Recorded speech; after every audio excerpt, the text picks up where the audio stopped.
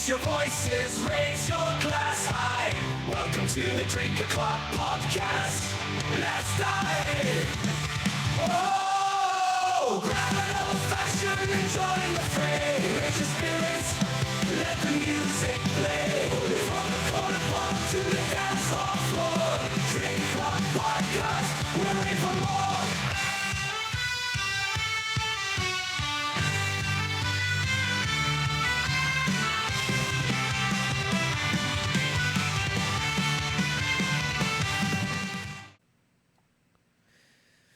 You know, Tony, I got to tell you, it never ceases to amaze me how software can just not work. And it's one of the reasons why I decided to not do IT as my real job, because I think I would probably... Hardware pretty much works 99% of the time unless you get it done, right? It's always the software that we have issues with. It'll bite you in the ass, brother. It's no... It will bite you in the ass. Now, you're an entrepreneur, so I'd imagine you've probably dealt with your fair share of issues. But this is the Drink O'Clock Podcast. I am your host, Rob Valencius. I have the pleasure of having with me Tony Vieira. And I probably should have double-checked to make sure that's how you said your name, because I always screw it up. Did I say it right? What did I miss? Vieira, you got it, brother. Let's go. Go. Now, Tony, you're an executive in brewing innovation. And you've been in the beverage industry now for 36 years. Welcome to the podcast, man. Yeah, thanks, Rob. I do appreciate being here, and it's fun. I've watched a couple of your programs, and I appreciate the time and to have a cocktail because it's been one of those fucking days, brother. So it's always one of those fucking days. So I'll be 40 this year, but you'd think I'm 70 the way I talk. So when I'm at work, I work in an office, and someone says something to me, and I'm like, "It is what it is," or just I have a couple staple sayings. Living the dream. I should probably get that on a t-shirt because I say that multiple times a day. And to the point where I have people at work now saying it too. And I don't know if they're doing it because they know that when I say that, it's typically not a good day, But cheers, man. Appreciate you coming on the show, man. What you got in your glass there? Oh, I got a single malt Japanese whiskey. Yeah, it's great, actually. Called the Yamazaki. It's fantastic. So. I think I've had that before. Now, tell me if this is true. I actually saw something, and you can't believe everything you read online, but I saw, I like X or Twitter. I still call it Twitter, but I saw a guy, I follow a lot of like health people, and this guy was talking that he was saying he was going to try only, in America, only drinking Japanese, alcohols from Japan, like that were imported here. To see, and he said that he got zero hangover from those comparatively to drinking, whiskeys and all that stuff that were made here in America. Can you shed some light on? Obviously, I'm sure there's a million chemicals in ours compared to Japan. No, I think actually I don't know if I buy it for a couple of reasons, right? One is. The distillers here in the U.S. are excellent. The big distillers in particular, because they can fractionate the distillate, like it's going out of style. So they're not putting product out there that is going to make you susceptible to a hangover because they don't want to, right? But I think there's a lot of in distilling, you can separate the heads and the tails, and then you get the hearts and so forth, and depending on how you blend those together, it determines the quality of the product.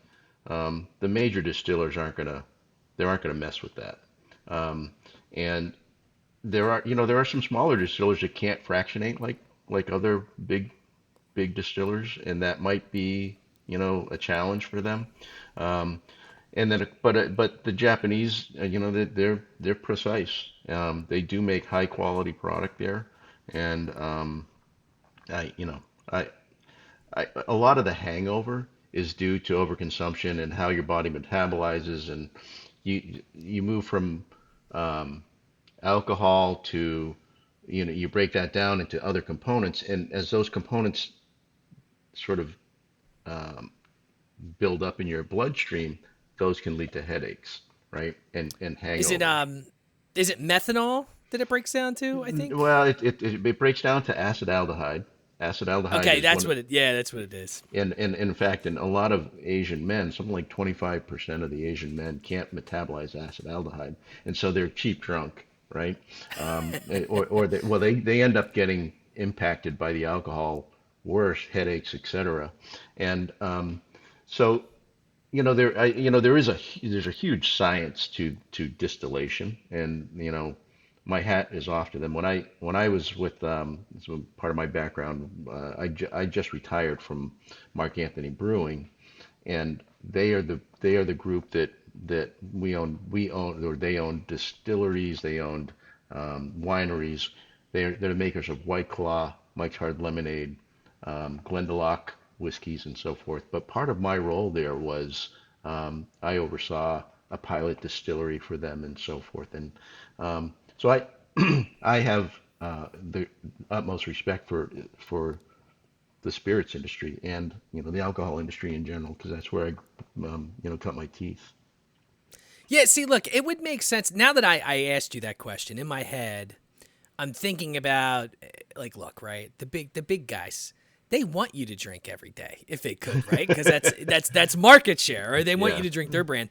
So they're not going to try to intentionally make it so you get a hangover by putting even No, more stuff in there because they want it.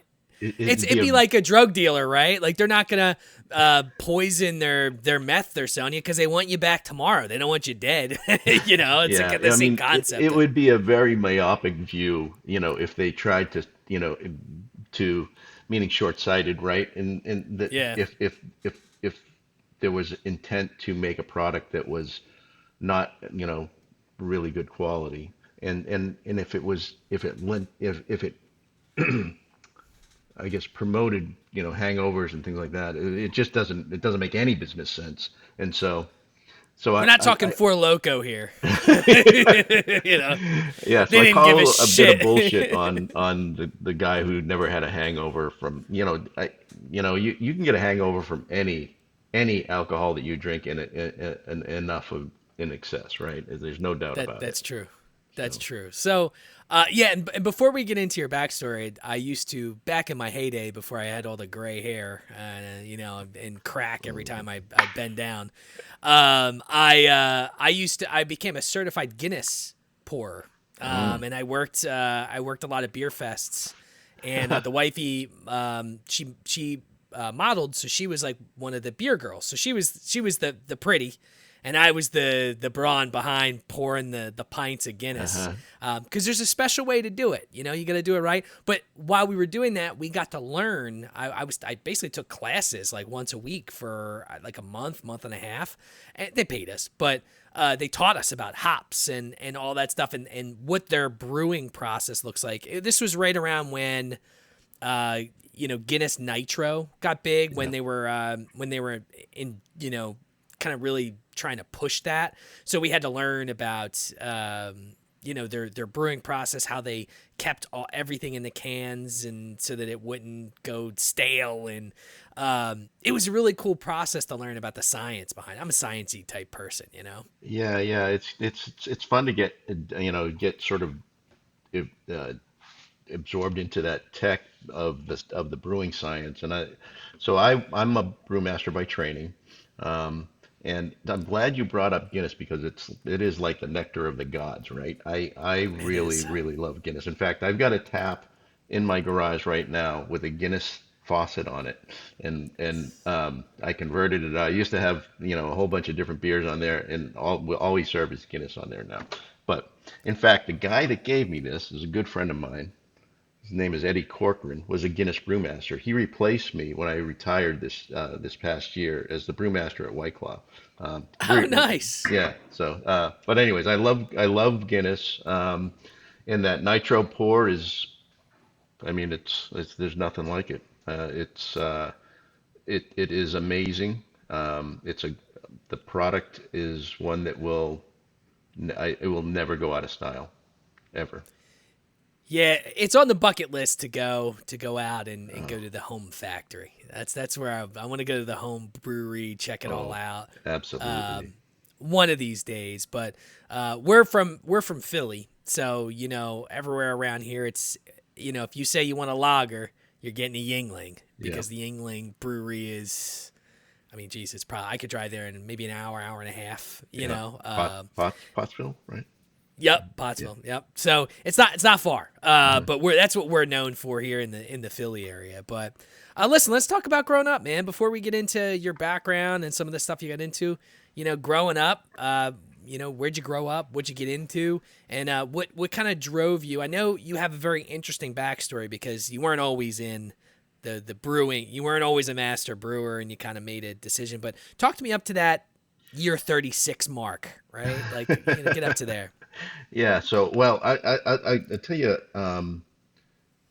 so I'm also the family historian, right? So I'm doing a little research on my family. I'm Portuguese and Filipino. My last name Okay. is Portuguese. It I might was, not look it, but I'm actually Puerto Rican. I'm is that half right? Puerto Rican. Yeah, my dad's adopted, and my Uh-huh. real family is from Puerto Rico. Now, I had to get a 23andMe test to prove it to my wifey's 100% Ukrainian. She was born here, so it's not like she has the Ukrainian accent. But I had to prove it to her. I'm like, listen. I'm telling you that's it. And she didn't believe it. And then she bought the tests. So I was like, all right, let's take a look. And it showed. Now, obviously, Puerto Rico, people migrated to Puerto Rico. They weren't just living there, So where people migrated from in Europe was pretty much everywhere where people who settled in Puerto Rico were. So it's fun to have an interesting background. Yeah, it really is. And I'll tell you a funny story. Like I did the 23andMe, and it turns out that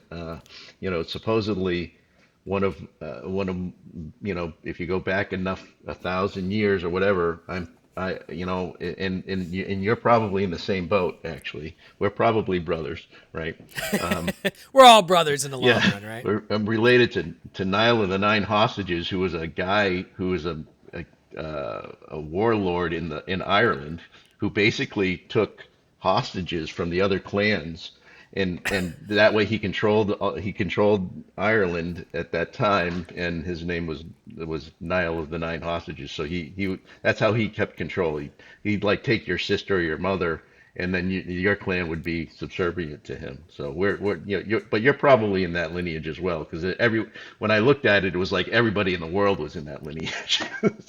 That's wild to think, isn't it? Like Yeah. it kind of throws you for a loop. Yeah, I had some very interesting people that I was like connected. The wifey did hers. She's connected to all royalty. It's Of like course, yeah. royalty and people in higher. I had like an inbred something or other, a baby, and I'm like, where did you guys get this shit? This shit? How do you know that this inbred and then like a something day massacre victim? I was like, how do Oh you know my that I'm God. related to these victims of a massacre from 400 years ago? Wow. Yeah. Wild science. I'll say that. It is wild. So my background, just to continue that wildness. So I was born in the Philippines. My mother, um, she passed about 20 years ago, but she was a little 4'10" Filipino woman. And growing up, she used to tell me that she was born in a jungle, right? And I said, okay. So as when she was getting on in her years, she was really sick. She started to tell me more about her childhood. I never knew any of this growing up. Um, she so she tells me that she was born during the Japanese occupation of the Philippines during World War II, and she was on an island, one of the minor islands, and they were fully occupied by the Japanese, and the Japanese had at the time, were sort of burning down villages and so forth. And so she and her small family, or her parents and their small family, sort of went out into the jungle and were hiding out in the jungle. My grandmother, Illuminata was her name, which means the enlightened one, um, It's cool. was was pregnant, and she was in her late pregnancy. So her and my grandfather, when she went into labor, the decision was made that they should leave the clan and go hide by themselves because they didn't want the noise of the crying baby and the birth to attract the Japanese and and potential conflict. So my mother is born out in this jungle, and my couple days later, my grandfather goes back to meet with the family to tell them that she's born, and while they were gone, the rest of the family had been killed. And Oh, wow. yeah, so my mother, she carried that sort of weight with her. And then later on, as she grew up, her father died of tetany, which is a horrible way to go when she was 5. And then her and her mother, and I don't know why I'm going to all this, but it's interesting. I love the history stuff, man. I could eat it up. She ended up when she was about 15, her and her mother at a carnival, and my mother got raped, and she was being attacked by this man. My grandmother intervened. It was somewhere off in this carnival. They both get stabbed. They both get rushed to a clinic in the Philippines, and they're on tables next to each other, and they only have enough blood for one of them. And so my grandmother in the Philippines at the time, they gave blood to the oldest person. It was the way that if they had to make a choice, they gave it to the elder. Um, my grandmother refused the blood. My mother got the blood. My grandmother died that night, and so my mother at 15 was by herself. So, anyways, fast forward. I'm born in 1967 in the Philippines, in the clinic that my grandmother died in, and that's how my story starts. So, That is wild, man. That yeah, is absolute. Which I guess it makes sense to give blood to the older person if because they're probably more likely to die from blood loss. But at the same time, it's like they're older, and wouldn't you want to save the person that's younger? I guess I don't know. I guess it's one of those. One of those questions above my pay grade yeah, on who you should save, but that I mean my wifey, her mom has an interesting like backstory because she was born in Venezuela. She's Ukrainian, but she was born in Venezuela, and she joined the army, was a secretary in the army, but she knows Ukrainian, Spanish. Like, she watches Spanish soap operas, but if you looked at her, you would never know that she knows all these languages, and it's a pretty wild thing. But nothing is horrible as some of yeah, that stuff. I mean, that's wild. But hey, look, man, you made it out of all the turmoil, right? So there's a reason to celebrate there. yeah, absolutely. So, so we ended up coming over to the U.S. I grew up primarily in New Hampshire, in southern New Hampshire, and Okay. and I was a soccer player growing up. I know you were as well. I saw that. So I played a little bit of ball, and then my wife and I met in college, and we got married in college. She was pregnant in our junior year, and so when we graduated, I had a 1-year-old son, right? And Wow. I was a biology major, so I had drank enough Budweiser back then, right? I figured they owed me a job, right? So I sent my resume in to them, and I had done some interesting research as an undergrad, and so anyways, I end up getting this interview. I go to St. Louis, and they're interviewing me for their Brewmaster training program, right? And I'm with the vice president of human resources for the brewing division for the world, right? And he's interviewing me. And he takes out my transcript and he looks at it, and it was miserable, man. It's so I mean, it was it's embarrassing. I won't even tell you how low my GPA was, right? So he's like, "Hey, wait a second here. You want to talk about your GPA?" And I said, "Well, his name is Dr. Burnell, Don Burnell." I said, "Dr. Burnell, I will tell you this, the only 4.0 I ever got was in blood alcohol content." And so, And so we that kind of broke the ice, and we ended up I ended up getting the interview, and it turns out they hired me for their brewmaster training program. So I started there right out of college. And thank so for me, I was just trying to get insurance because my kid was, I had a kid and a wife. So I started in the brewmaster training program, and it changed my world. Anheuser-Busch changed my world. And I went from there, did a number of jobs, and I finished up with White Claw back this summer.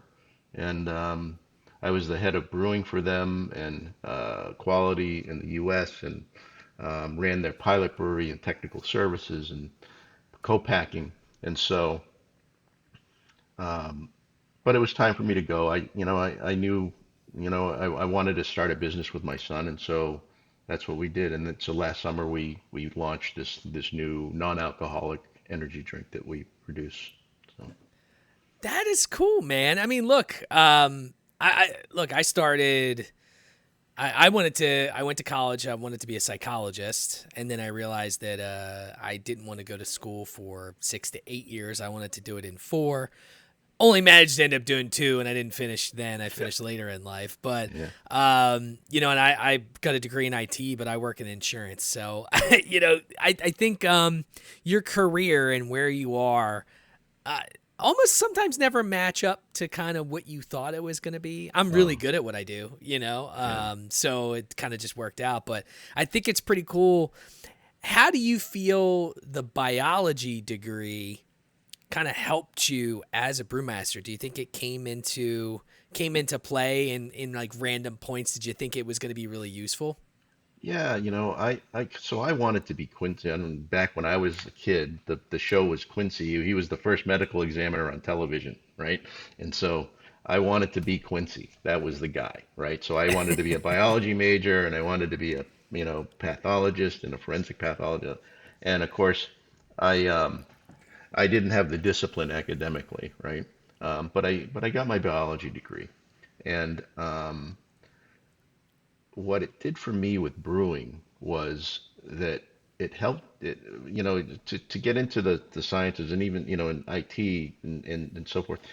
You got to be you got to be curious, right? In general, right? And so I think because we brewing is required. Basically it's an active fermentation, a culture that's going on with yeast cells, live yeast cells, and so forth. My biology degree helped me to really be able to understand what was happening in the tank over a course of time, from when you start with a sugar and you turn it into an alcohol and it reduces CO2 and heat and so forth.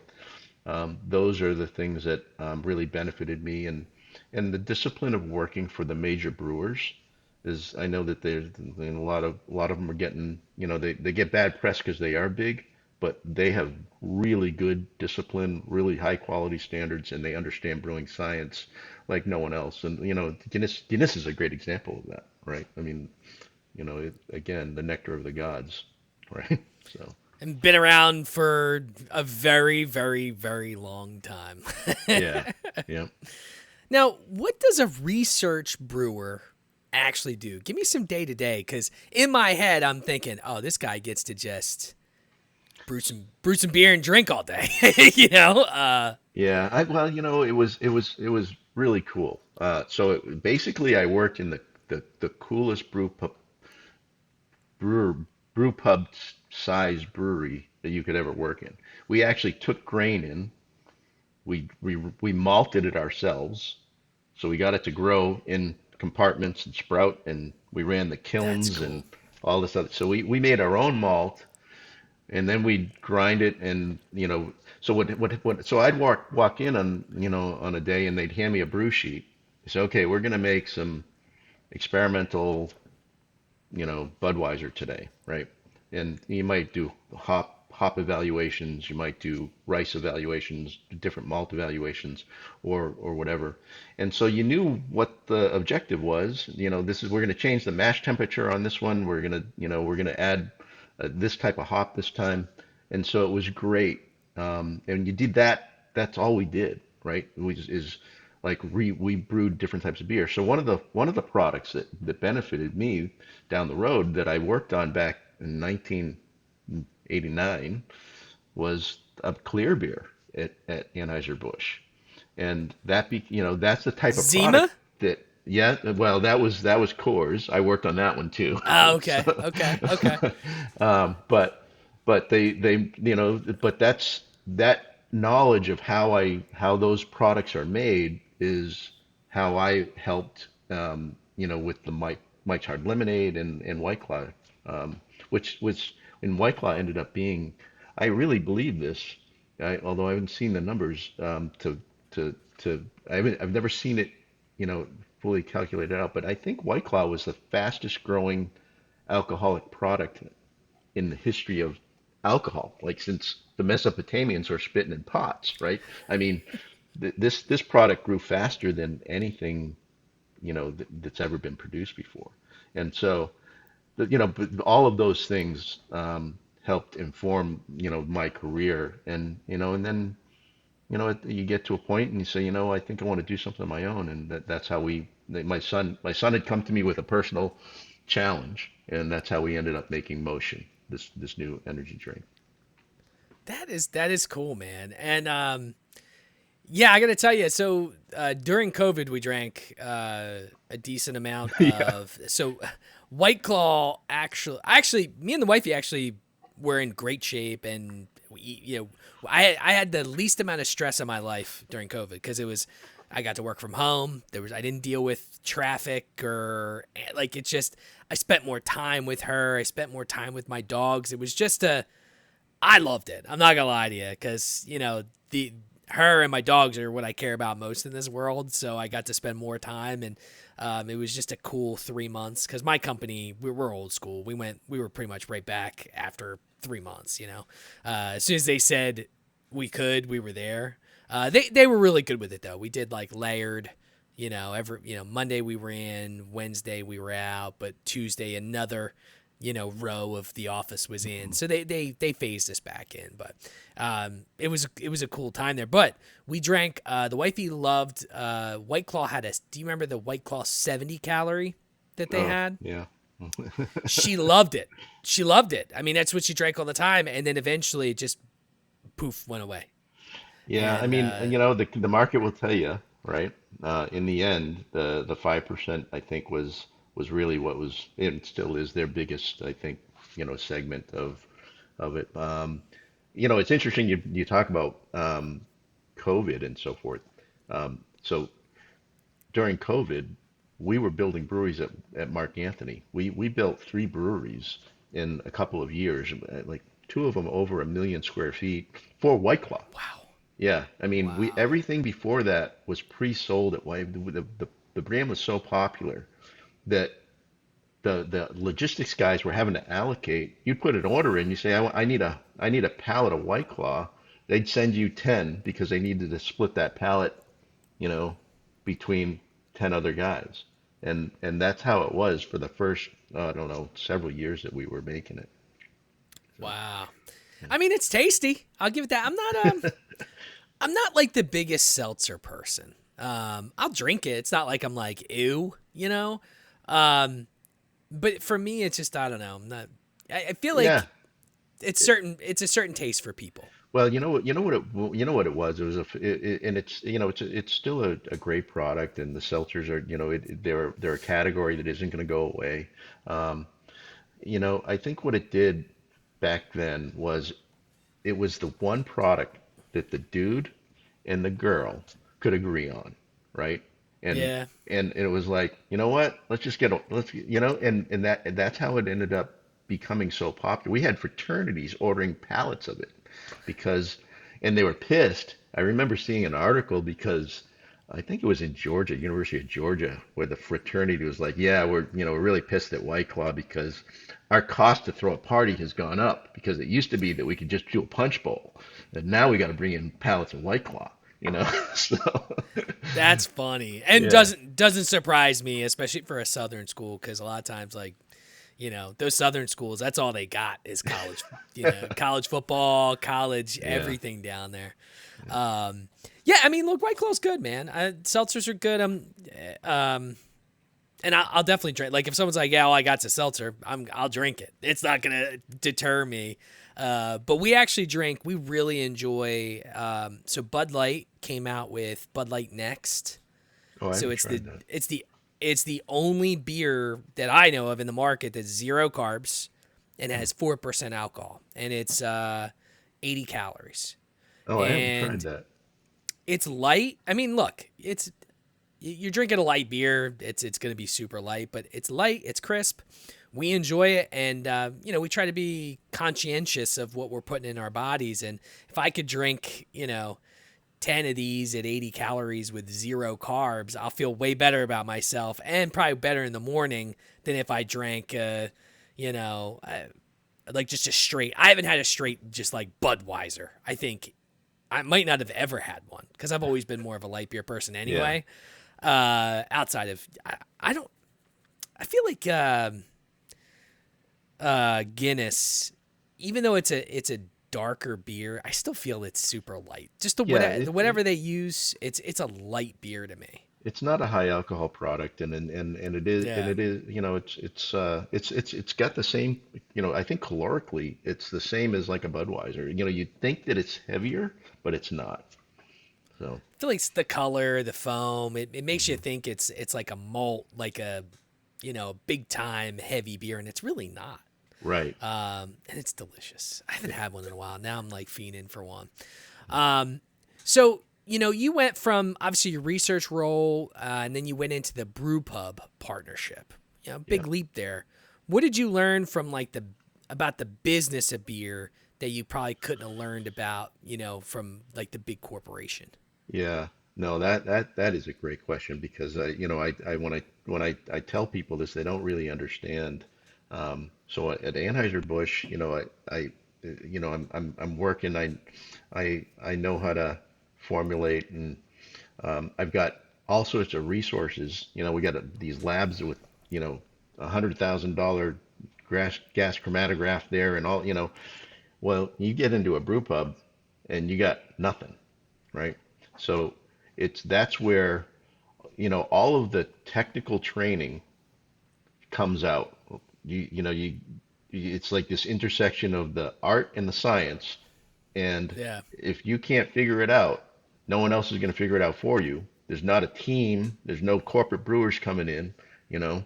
And so that was, I think for me, it gave me having to, you formulate from scratch, and you start to figure out, well, why didn't that turn out the way I wanted it to, or what could I have done differently? How do I get this hop to come out more in the beer? And I think that process of running my own brew pubs and so forth, I think it helped polish off sort of my technical knowledge, I think, in particular. Do you feel like a mad scientist when you're doing that? It's a lot of fun. You're in the right role when you lose time, right? And for me, I lose a lot of time when I'm making beer or when I'm, making my products or working with my family.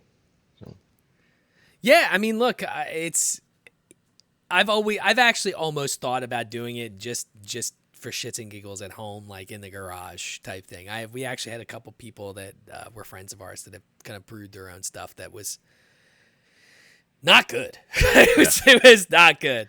It tasted like beer mixed with nail polish remover, but you're like, Yeah. oh, this is But I think it's really not, it's not an easy thing.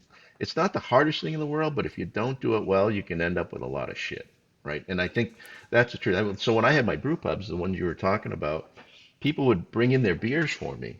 I'm like, hey, the brewmaster's here. Hey, this is a beer I made. And you got to choke it down and paint a smile on, right? Like, yeah, like it's fucking great, man.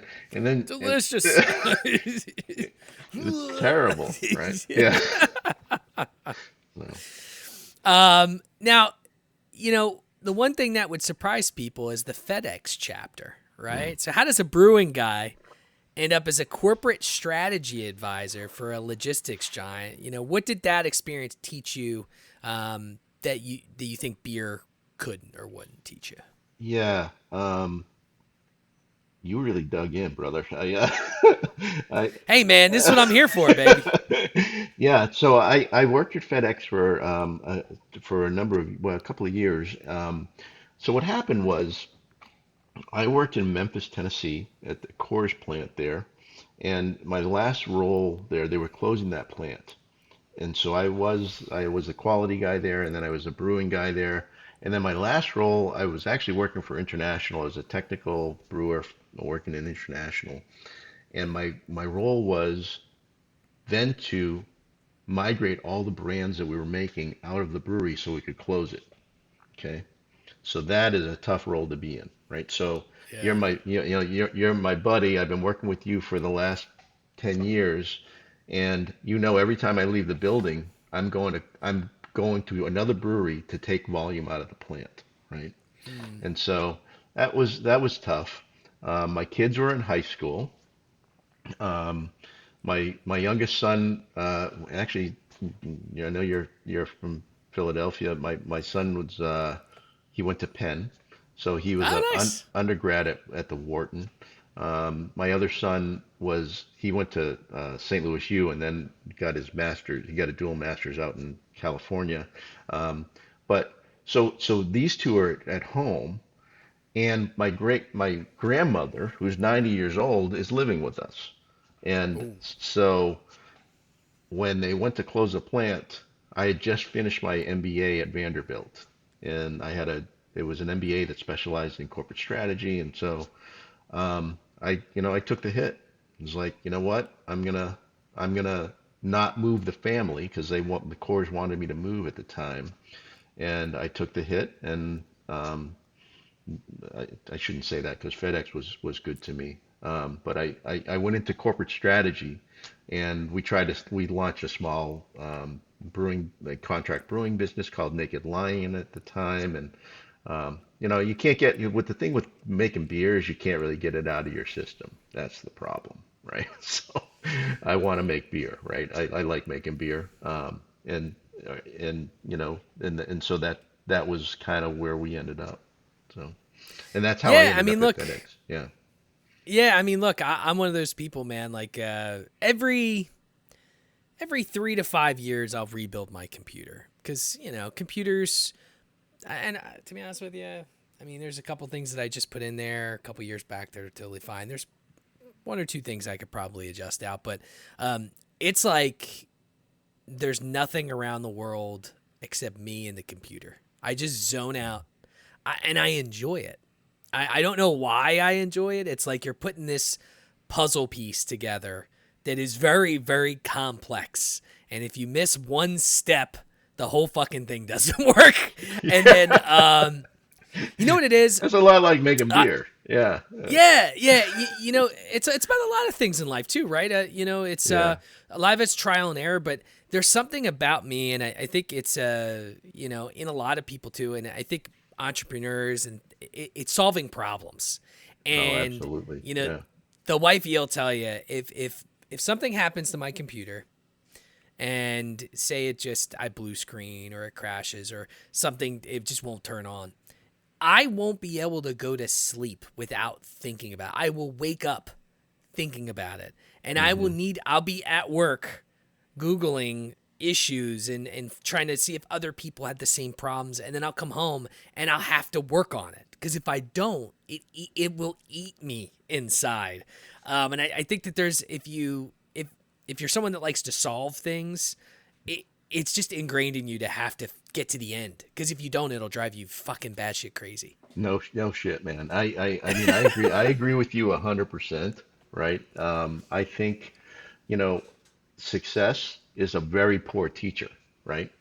So Yeah. when you fail, when you have to go figure it out, that's where you learn everything. So when I was a brewing supervisor on midnights, I wasn't learning anything when everything was running like a Swiss watch, right? It was Yeah. when stuff crashed is when you got to dig in and figure out what went wrong. And so, like I said, I really believe that there's a curiosity in entrepreneurism, right? There's a curiosity that it's an itch you got to scratch. And so I understand what you're talking about when you rebuild that computer, right? And it's just it's gotta work, right? And if it didn't work, right, that's when you learn something, right? It's not a you figured out how to fix it, and that's when all the learning happens. Yeah, I think, and that's part of what makes us human, you know. And that's why I brought it up earlier about software, because it's always a lot of it's the software, man. It's so It's not hard. always your fault. Yeah, no, It's not it's always not. your fault to a certain degree, but So you know what I'm dealing with now is we're doing like so my son and I have this business and so we're doing everything ourselves, right? It's just us two. So I'm doing AI prompts to try to generate videos, hmm and yeah, I've never done that before, so I'm learning like all of that is just and again you end up spending more time than you would ever expect and not realize it because it's in a lot of ways it's so stimulating and and fun, to learn a new skill or learn a new challenge. And anyway, it's a AI is a fucking wild thing, Tony. Have you played with Claude Cowork at all? no, my son Christian, who's my business partner, is working in that, and he's blown away. Yeah. And I'll tell anyone listening to this, it is a wild thing. And I'm an entrepreneur, right? So I have a couple businesses, and one of them's a collectibles business. So I'm also a degenerate gambler. I say degenerate. I don't have a problem. I haven't been to a meeting, but me and the wifey like to open Pokemon cards. It's just a fun thing that we do together. But what I do is, everything that we get, I categorize, I organize, I sleeve, I put it in my inventory, and I sell it. Yep. So we get to enjoy the experience, and also I will make money back. So it's, a catch 22 in some cases, right? Because you're not always going to get a great thing. Yeah. But what I did learn is I have a spreadsheet that I keep track of my inventory that also keeps track of how much I'm spending, what my P&L is, things like that. And but it's very rudimentary.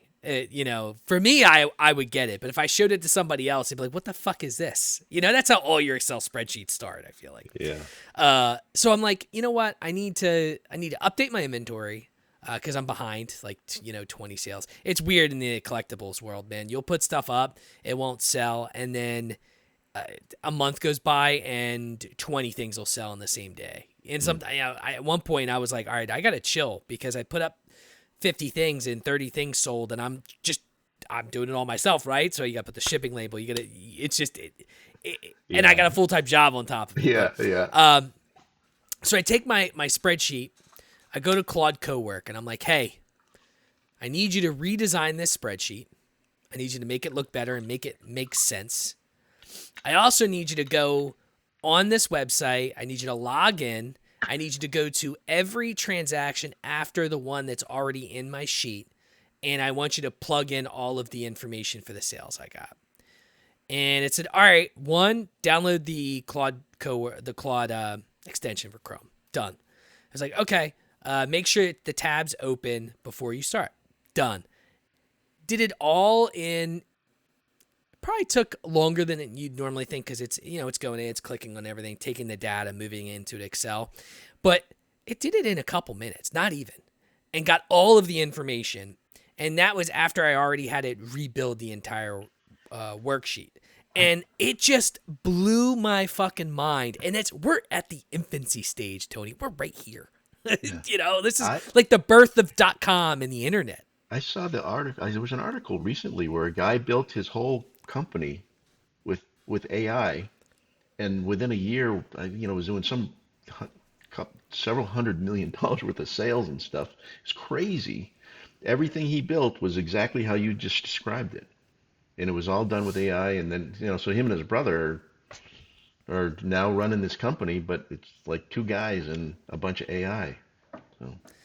Yeah, and we're at a stage where AI agents are kind of at the forefront. This year is like the AI agent thing, right? You probably have seen Claude Bot, which turned into some other things, and because Claude got pissed off, and turned into Molt Bot, and then they created a social networking platform for these AI agents, and there was a whole bunch of crazy stuff. But AI agents are really cool because at the end of the day, I was actually talking to a AI guy earlier today, and we were talking about this, and we are so early on. These agents are going to be able to take a lot of this data, and you should never have to worry about data entry. And if you have a data entry job right now, you should probably be working on your resume, because at this point, AI is doing everything it can, like what we're doing, what we're training it, to take those medial tasks away from us, like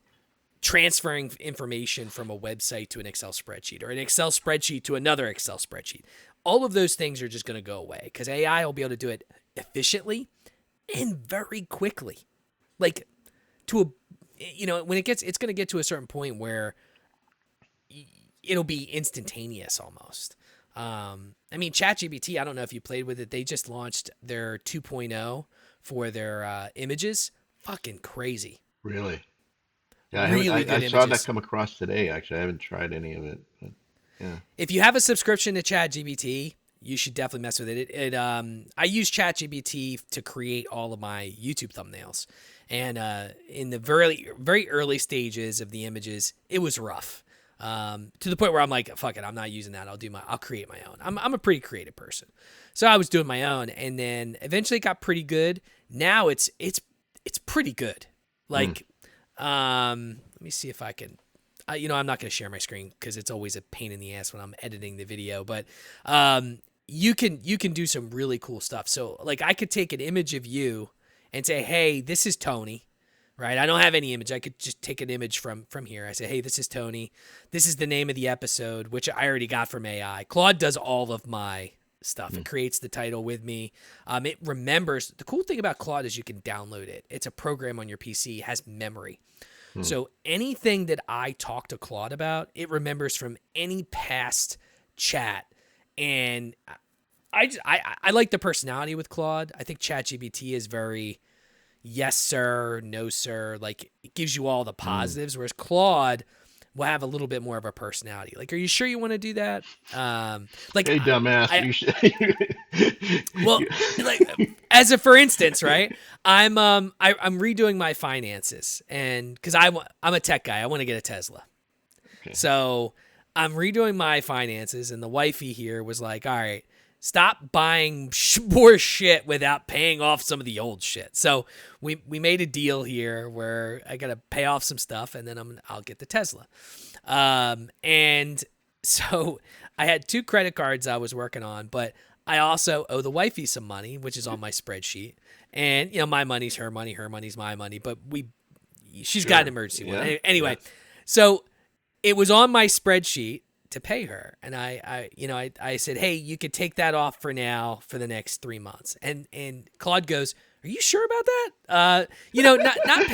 Not paying back friends or family or business associates, it's not a great look. And goes into this stuff, and I'm like, that's pretty fucking cool that it would like kind of give me like a, now if I plugged that into ChatGPT, it's going to be like, yeah, here you go. Yeah. Great job. You're doing great.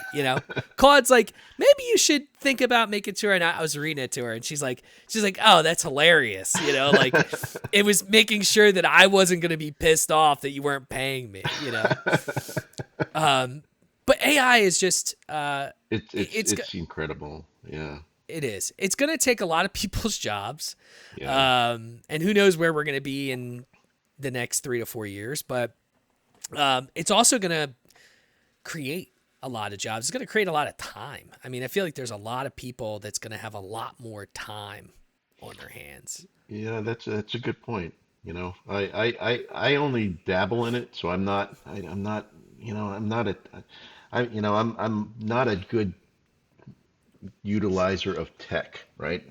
I've only recently got on Instagram because we got a business going, right? So yeah, I hate the social media shit, man. Yeah, I have to use it. I got on X recently, but I've actually never really used it. So I'm trying to get myself. Somebody wrote to me and said,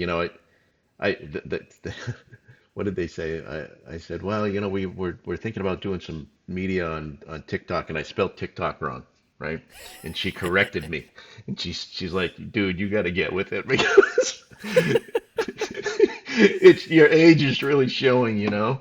Like, okay, well, Those, I mean, you'd be surprised though, man. You really don't need, and let's talk about your company before we get into anything else too, right? So, um, drinkmotion.energy.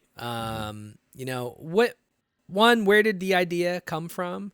I know you're working with family. That's always an interesting thing. So you get to talk a little bit about the dynamic there.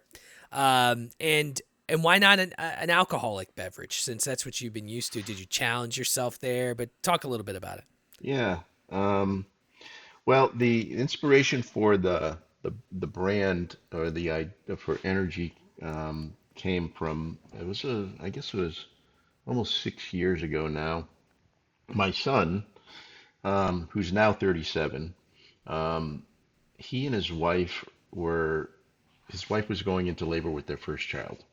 So they're in the hospital. It's 2 in the morning. He goes down to get some caffeine, and he's not really a coffee drinker. So of course he goes to reach for an energy drink in the hospital gift shop or wherever it is, and it is a neon colored you know cotton candy flavored something, right? Yeah. And he's about to pick it up, and he's like, "Who the hell am I? What am I doing? I'm about to be a dad, and I'm gonna drink a or a candy flavored energy drink, you know?" And he realized he had outgrown the that market. And so we fast forward, a couple of weeks, and he's telling me the story, and I'm like, you know what? Well, we could make an energy drink. We could make it so that it is we could be the adults in the room, right? Instead of marketing to 16 to 24-year-old males, testosterone and skydiving out of from outer space, and let's just make it Yeah. like for everyday people, right? So that was how it started. Um, and so motion was the hardest, so I'm a formulator, and I have been in alcohol my whole life, and but this was an idea that we think it's got legs, right?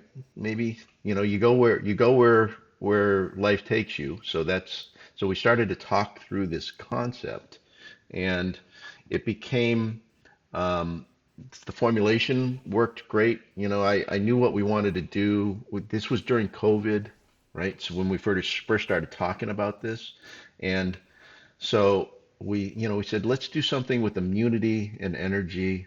And so I said, well, when I was a kid, my mom, that little 4'10" Filipino woman that I was telling you about, Karina, if I was sick, she was a fucking witch doctor, right? So like if I got sick, she'd be whipping out the echinacea, the ginseng, the elderberry, and I'd be taking all this shit, and it worked. And so we said, you know what? Let's do an Eastern medicine approach. We'll use, my mother's approach to when I was a kid. All of those ingredients got into this formulation. And so we went with a whiteboard. We said, okay, what are the functional benefits that we want somebody to get out of our energy drink? Said, well, immunity, antioxidants, and so forth. What are the ingredients that we need to get there? And what are the minimum amounts of those ingredients in order to give the benefit? Because one of my pet peeves is there's a lot of shit in energy drinks today that is, unnecessary and maybe Yeah. harmful, right?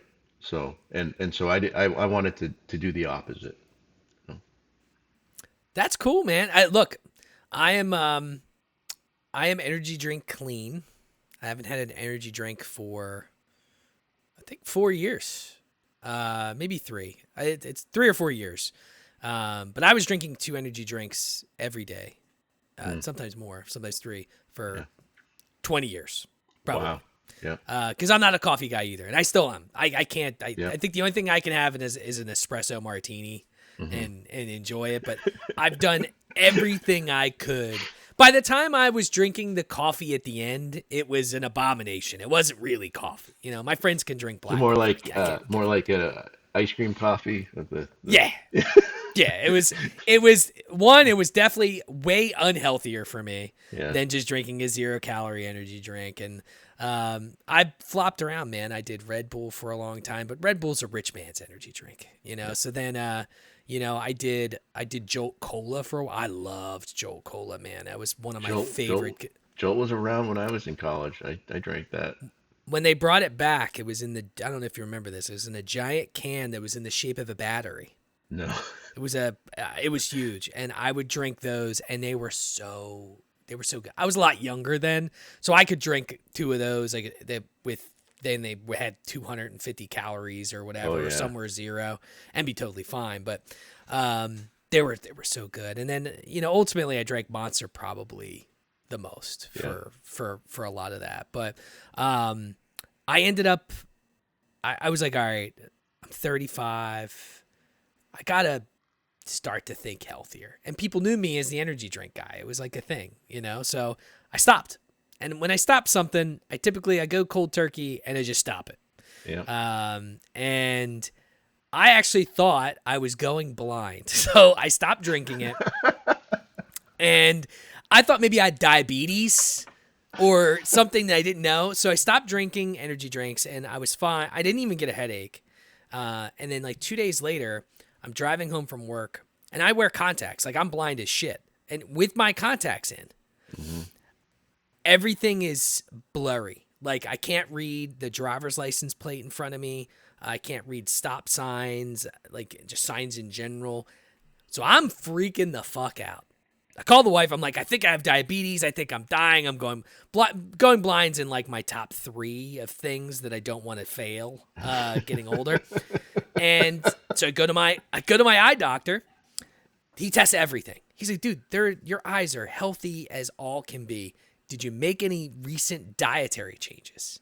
And I'm like, well, I stopped drinking energy drinks a couple days ago. And he goes, bang, that's it. Brings his laptop in, sits it on the counter. He's like, type it in. He's like, yeah, I just read a story not too long ago about its effects on your eyes. And he's like, just so you know, you've been drinking this for 20 years. Your eyes have been coked up like this, tensed Wow.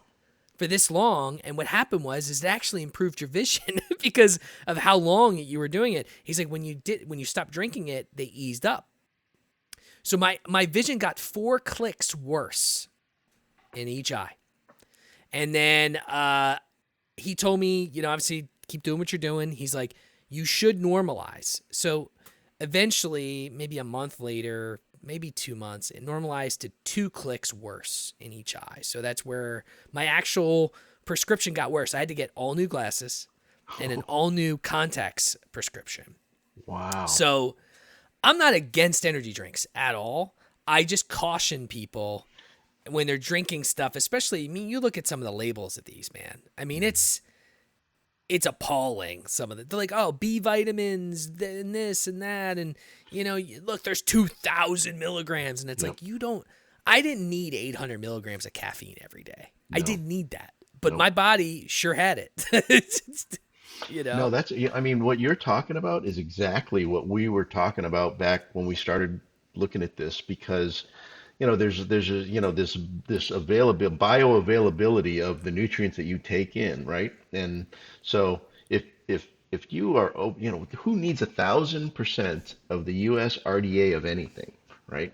Because in the amount of time that it spends in your body, you can't metabolize that, right? And so a lot of it is just being pissed out. And so when I said to my son Christian, look, if we're gonna do this, I want to be able to look Rob in the face and be able to say, this isn't overdosing on anything, and this is like a cup and a half of coffee. So this is like a cold coffee, right? Yeah. That tastes like strawberry guava, right? Instead of all this other shit. So that's our approach.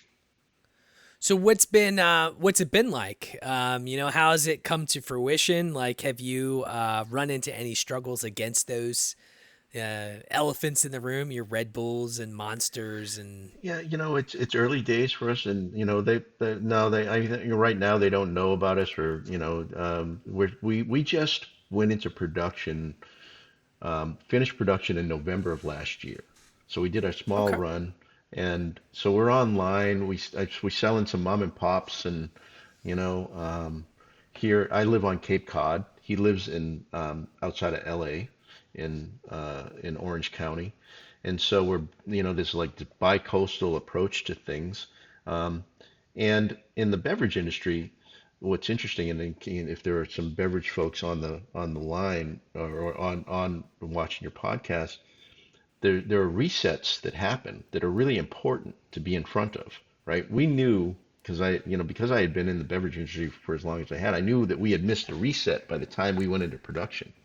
So we wanted, we were taking this time. So what happens is this summer, all of the big stores and they make their decisions for next year this summer.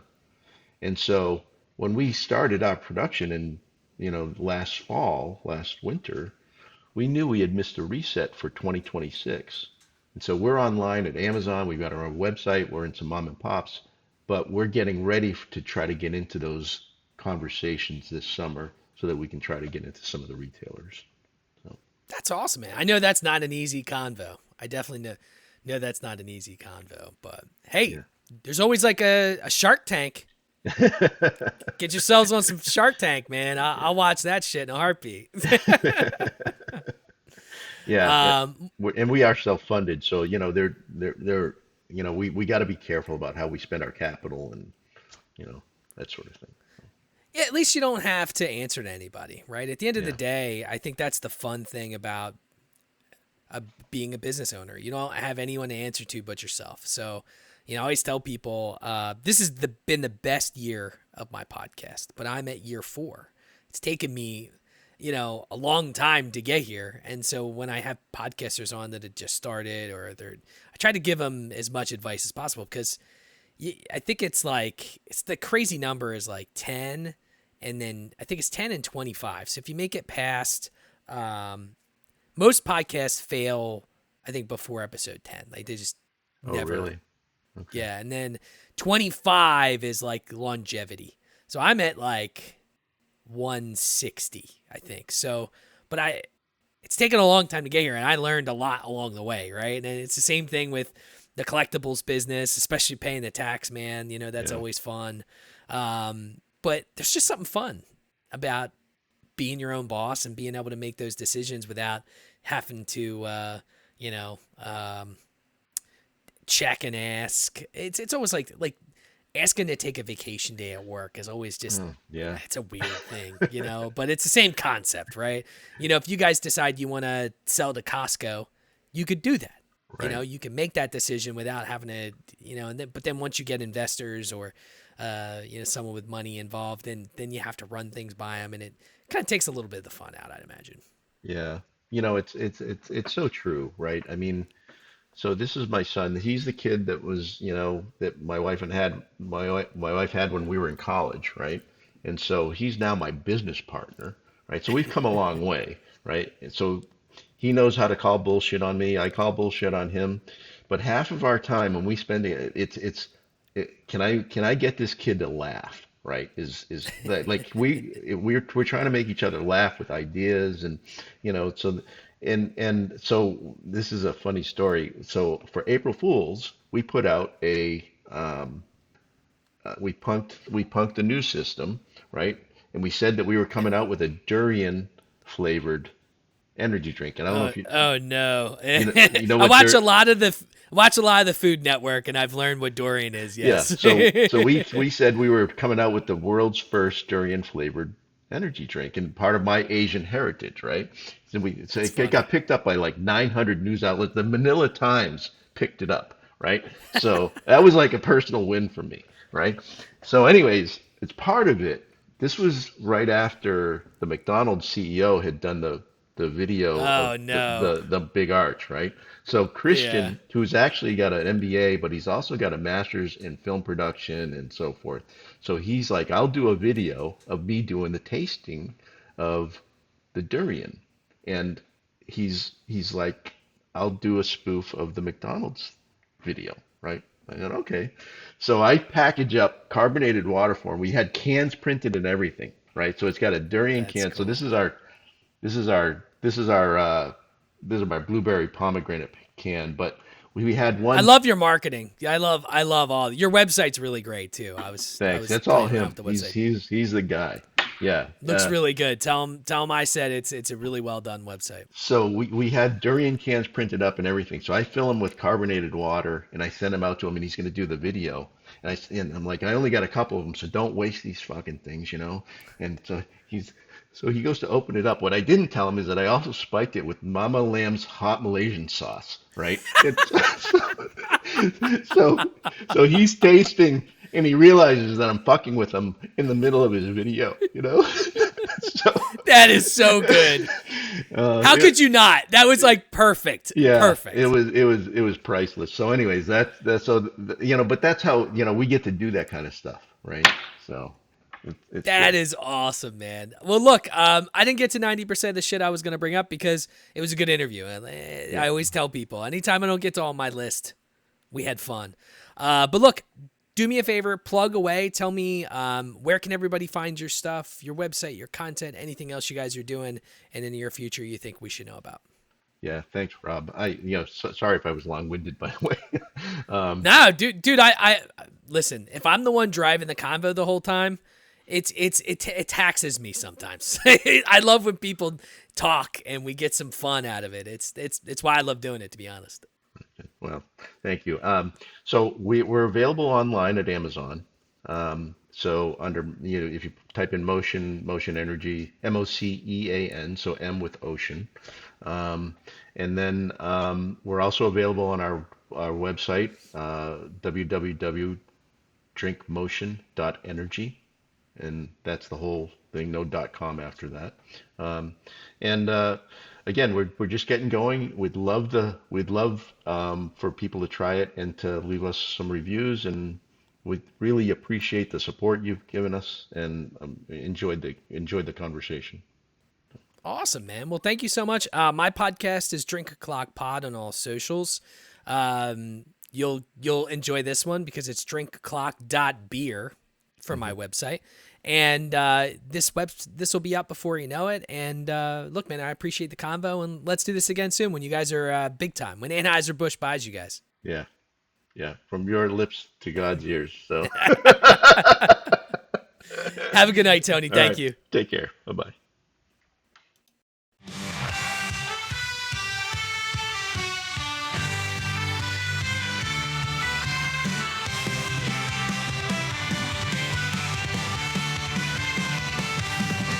On a stormy night where legends unfold, there's a podcast that's breaking the mold. Raise your voices, raise your glass high. Welcome to the Drink O'Clock Podcast. Let's dive. Oh, grab an old fashioned and join the fray. Raise your spirits, let the music play. From the corner pub to the dance hall floor. Drink O'Clock Podcast, we're ready for more. We're ready for more. With a mix of folklore and rebel cheer, we'll guide you through tales of whiskey and beer. From Irish shores to lands afar, grab your friends, it's time to raise.